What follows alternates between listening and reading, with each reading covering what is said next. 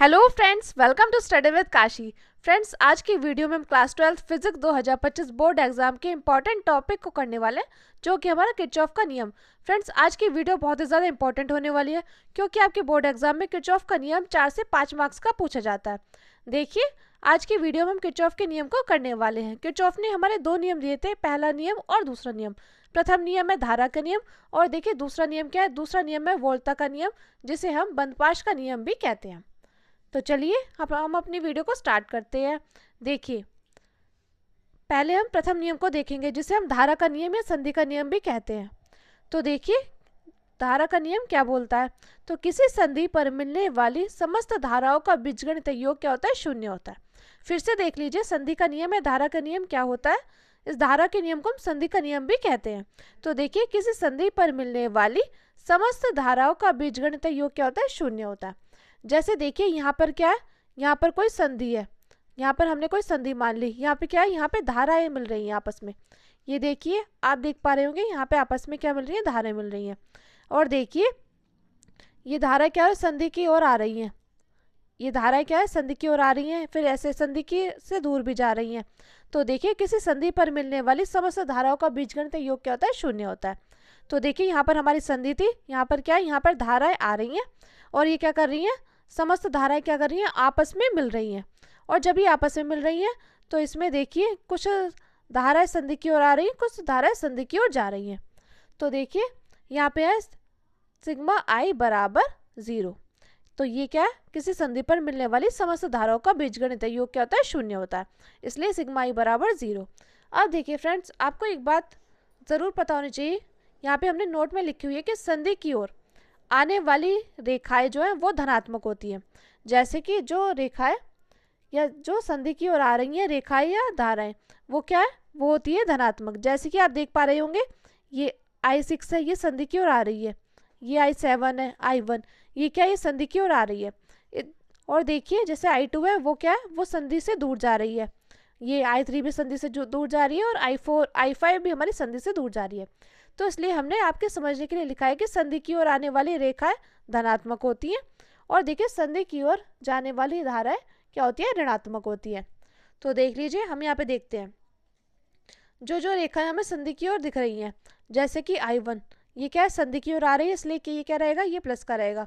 तो हम यहाँ पे लिखेंगे I1 प्लस। अब देखिए, I2 देख रहे हैं हम, I2 क्या हो रहा है, ये संधि से दूर जा रही है, तो इसलिए ये क्या हो जाएगा, माइनस में हो जाएगा।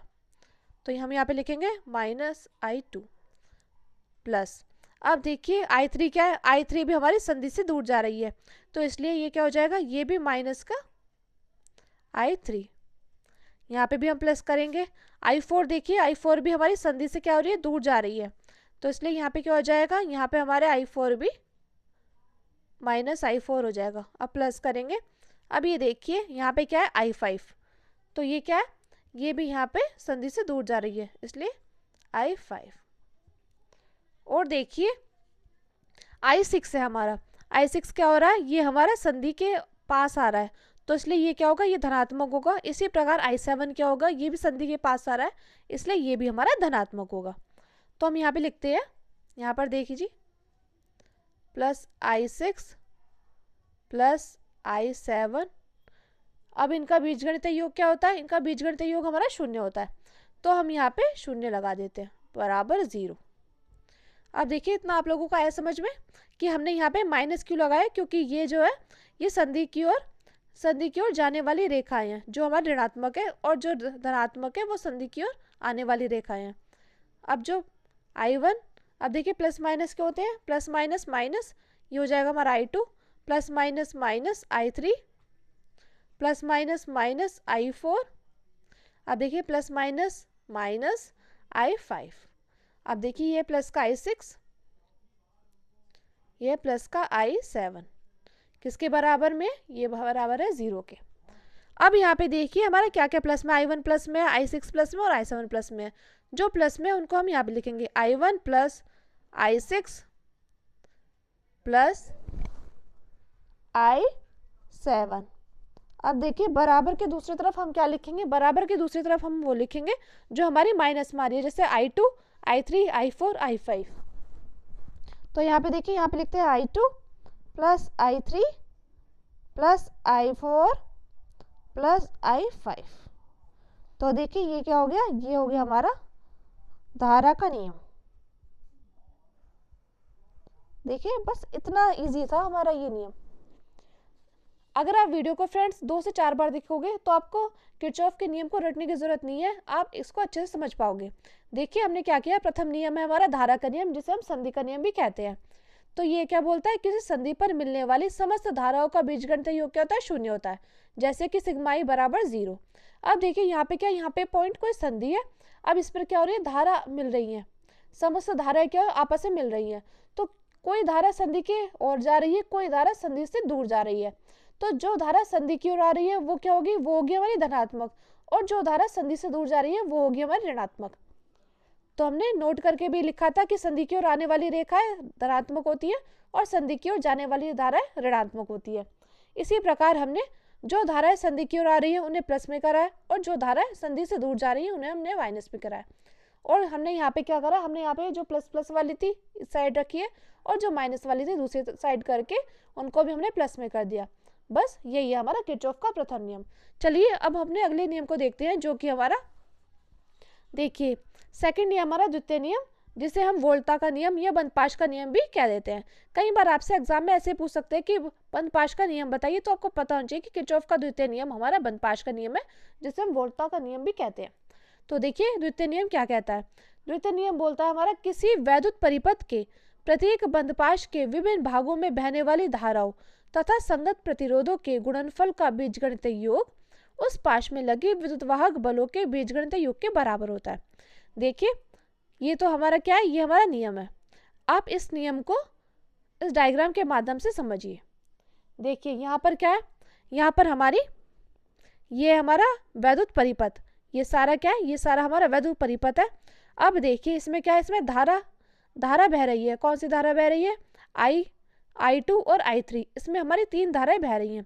और धारा कैसे बह रही है, धारा ऐसे बह रही है इस साइड से इस साइड की ओर, यानी कि प्लस से माइनस की ओर हमारी धारा क्या है, प्लस से माइनस की ओर हमारी धाराएं बह रही हैं। आप यहाँ पर देख पा रहे होंगे, ये हमारी I1 धारा, ये हमारी I2 धारा, और ये हमारी I3 धारा। हमारी I1 धारा तो इधर की ओर जा रही है, और I2 धारा हमारी इधर की ओर जा रही है, और I3 धारा हमारी इधर की ओर आ रही है। और दूसरी बात, ये जो धारा ये प्लस से माइनस की ओर बह रही है। और देखिए अब इसमें क्या है, अब इसमें 2 विद्युत वाहक बल हैं, E1 और E2। कितने विद्युत वाहक बल हैं, E1 और E2, 2 विद्युत वाहक बल है। और देखिए इसमें प्रतिरोध कितने हैं, प्रतिरोध हमारे 3 है, R1 R2 R3। और देखिए बंदपाश कितने हैं, बंदपाश हमारे 2, ये पहला बंदपाश हो गया और ये हो गया हमारा दूसरा बंदपाश। और जो धारा I3 है वो किसके बराबर है, I1 प्लस I2 के। अब देखिए हमने इसमें क्या लिखा है, हमने लिखा है किसी वैद्युत परिपथ के प्रत्येक बंदपाश के विभिन्न भागों में बहने वाली धाराओं। अब देखिए किसी वैद्युत परिपथ के प्रत्येक बंदपाश के विभिन्न भागों में बहने वाली धाराओं, क्या लिखा है, किसी वैद्युत परिपथ के प्रत्येक बंदपाश के विभिन्न भागों में बहने वाली धाराओं तथा संगत प्रतिरोधों के गुणनफल। संगत प्रतिरोधों के गुणनफल क्या होता है, का बीजगणितीय योग उस पाश में लगे विद्युतवाहक बलों के बीजगणितीय योग के क्या होता है, बराबर होता है। यानी कि आपको पता होना चाहिए कि सिग्मा IR, आपको पता होना चाहिए सिग्मा IR बटे सिग्मा E, ये यहाँ पे आपको पता होना चाहिए। फिर से देख लीजिए, अगर आपको ये पता होगा ना कि सिग्मा IR बटे सिग्मा E, तो आप इसका द्वितीय नियम तो खुद से ही लिख दोगे। क्योंकि देखिए किसी वैद्युत परिपथ के प्रत्येक बंदपाश के विभिन्न भागों में बहने वाली धाराओं तथा संगत प्रतिरोधों का बीजगणितीय योग उस पाश में लगे विद्युतवाहक बलों के योग के बराबर होता है, यानी कि सिग्मा IR बटे सिग्मा E।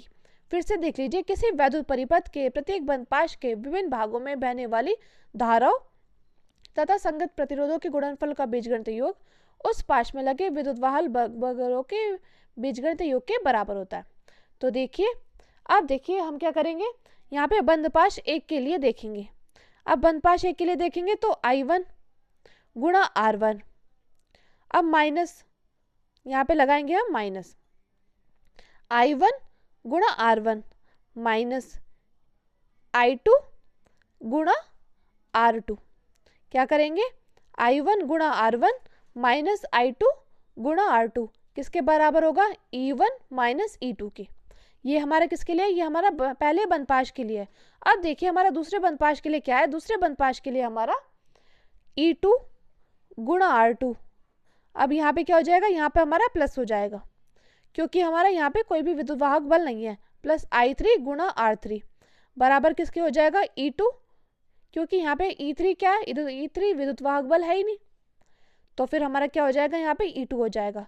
फिर से देख लीजिए बंधपाश 2 के लिए क्या था? I2 गुणा R2, यहाँ पे हमारा प्लस हो जाएगा प्लस I3 गुणा R3 बराबर E2। E2 इसलिए क्योंकि यहाँ पे हमारा बंधपाश E2 ही है दूसरे बंधपाश में।